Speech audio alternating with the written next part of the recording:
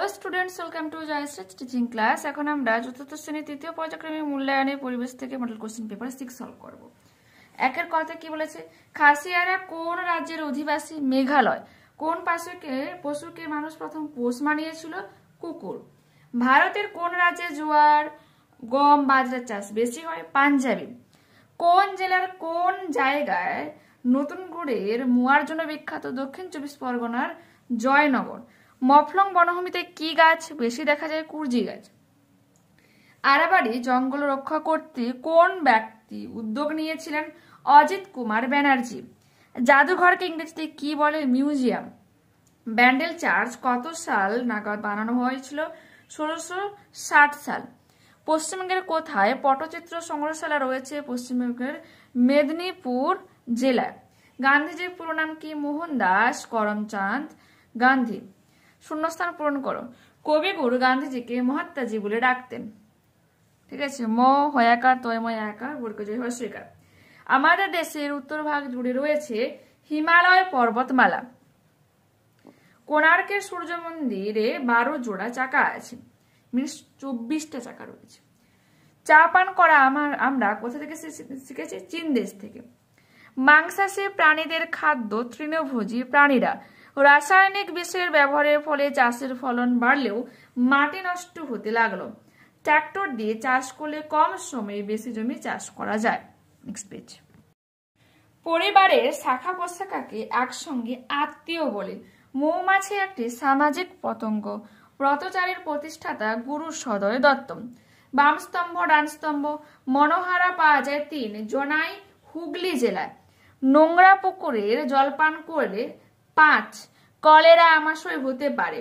টুসু গান বিখ্যাত 1 পুরুলিয়া জেলা। রোমানরা 2 শুকনো করা ফল খেতে ভালোবাসত। প্রোটিন জাতীয় খাদ্য হয়ে যাবে 9 মাছ, ডিম, মাংস। সমাজ মেঘালয় রাজ্যে আছে। মেঘালয়ের মৌসিনরাম সব থেকে বেশি বৃষ্টি হয়। তো তোমরা ইউটিউবে কিন্তু সার্চ করতে পারো মেঘালয়ের মৌসিনরাম বা মেঘালয় রাজ্যে তুমি সার্চ করো, তুমি পেয়ে যাবে যে ওখানকার যে মহিলারা না, মানে আমাদের পাশে পুরুষরা যে সমস্ত কাজ করে ওরা সবকিছুই ওখানে করে। দোকান বাজার থেকে সব জায়গায় তুমি মহিলাদের দেখতে পাবে। ঠিক আছে, এরপরে হয়ে যাবে বিষ্ণুপুরের পূর্বের নাম ছিল মল্লভূমি। মৌমাছি হয়ে যাবে 4 মৌচাকে মধু ও ফুলের পরাগ সংগ্রহ রাখে। জামবাজি হয়ে যাবে 10 একজন খুব জ্ঞানী ব্যক্তি ছিলেন। বায়ু দূষণের ফলে 6 সৌধের গায়ে কালো ছোপ পড়ে। সঠিক উত্তর নির্বাচন করে তার তলায় দাগ দাও। ব্রতচারী গ্রাম আছে ঠাকুর পুকুরে। গান্ধীজির জন্মদিন 2রা অক্টোবর। মালাকার সোলার কাজ করেন।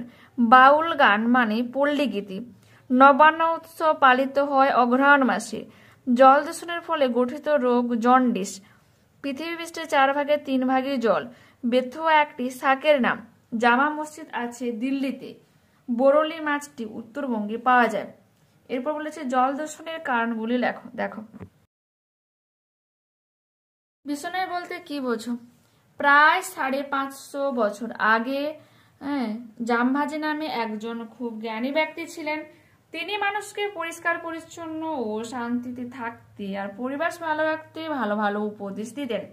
তার শিষ্যরা 29টা উপদেশ মেনে চলত বলে তাদের বিষণয় বলা হয়। এরপর আছে ভাস্কর্য নষ্ট হওয়ার 3টি কারণ লেখো। 157 পেজ ওপেন করো। আর 2টি ভাস্কর্যের নাম অজন্তা গুহাচিত্র আর ইলোরার গুহাচিত্র। আর এটা হয়ে যাবে তোমার 157 পেজ। দেখো,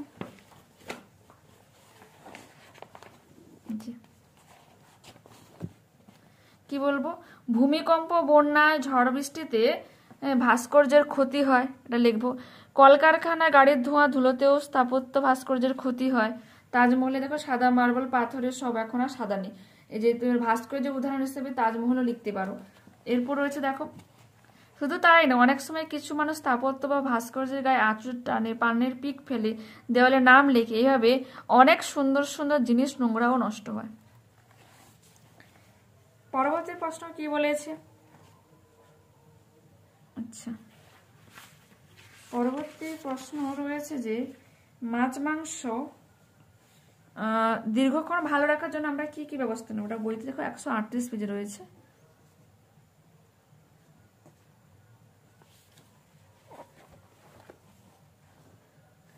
মাছ মাংস পাতলা করে কেটে নুন মাখিয়ে শুকনো করব। তারপর কি হয়েছে, মাটির বা অন্য পাত্রে রাখা হতো।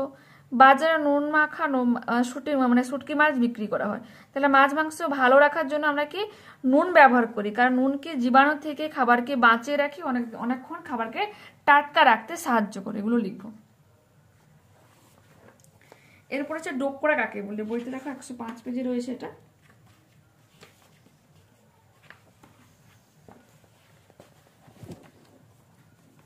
দেখো, বাঁকুড়া ও বর্ধমানের মতো অনেক জেলায় কিছু লোক মোম আর ধুনোর ছাঁচে গলানো পিতলের ঢেলে নানান রকমের মূর্তি তৈরি করেন। পিতলের এসব জিনিসগুলোকে বলা হয় ডোকরা। তো এখানে আমরা এই মডেলটা কমপ্লিট করলাম। নেক্সট ক্লাসে আবারও দেখা হচ্ছে। ওকে, বাই।